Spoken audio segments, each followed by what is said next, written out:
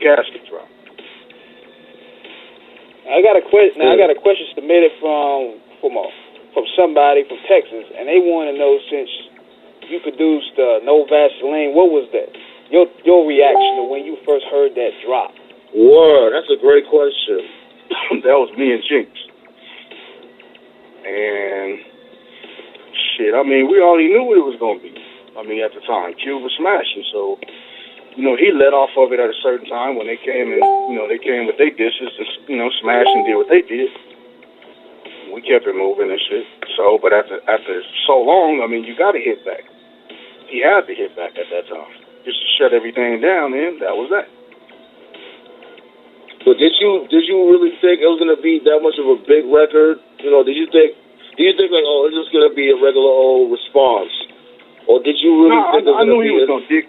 I knew he was gonna dig off and get off in that ass. I knew he was gonna smash, but we just figured shit. He gonna do his thing and he gonna smash, and we didn't really look for it.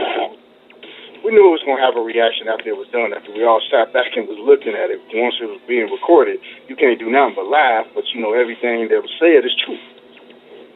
We didn't know it was going to have the effect that it had on it, but we knew motherfuckers that appreciated delivery and all that. Wait, hold on, rewind that. You said that shit was true? Like, do you remember the shit he was saying that No Vaseline was pretty crazy? Oh, yeah. Yeah. If that shit was true, whoa. Yeah. Yeah, I mean, he spoke it how he felt it at the time, and then we had to change a lot of the words up with him taking out Jerry Heller's name.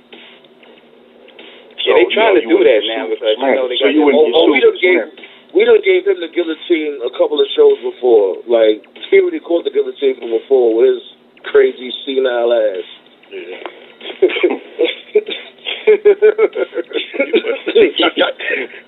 Y'all gotta look at it like this. We was touring the country.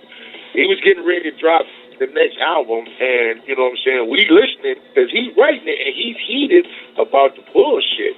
So he's on a bus saying, you know what, I'm finna snap back on their ass. And we just like, okay, but you always snap, you know what I'm saying? So what's the difference today? You know what I'm saying? And then they went in the lab and he, started spitting that heat, and then whoa, you know what I'm saying? Niggas like, oh god damn, nigga, we didn't think you was finna dig up in them like that. You know what I'm saying? And after that, y'all know what it is after that. There's ain't nothing to talk about. You know what I'm saying? He got with him 100%. It was nothing they could say after that because he really does up in him. And you know what I'm saying? Shout out to the whole mob, that the whole everything at that point. You know what I'm saying? There was a pivotal time in the game when he was swinging. Like I said, you still had you had a bunch of shit popping at that time that it had never happened. The dichotomy of the whole rap game was just real pivotal at that moment. And so a cat couldn't take no L's. It was, y'all remember back then, it was no L's being taken by nobody at that point. No, everybody was grizzly. It was just a cool, clean diss that niggas just did. They shot, and then we shot back. So it's like, what can you say? It was no hatred, like, nigga, I'ma murder you when I see you, or niggas only cracking when you do this. Nah, it was never that. Just like in the movie, that was never, we never got down with them in the movie.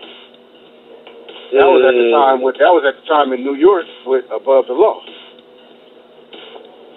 Oh, okay. So we never got down with them, and that was that. Yeah.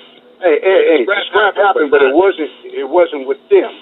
But even to this day, shout out to Above the Law, the Hutch and all them, we all good today. We all tight today. You know what I'm saying?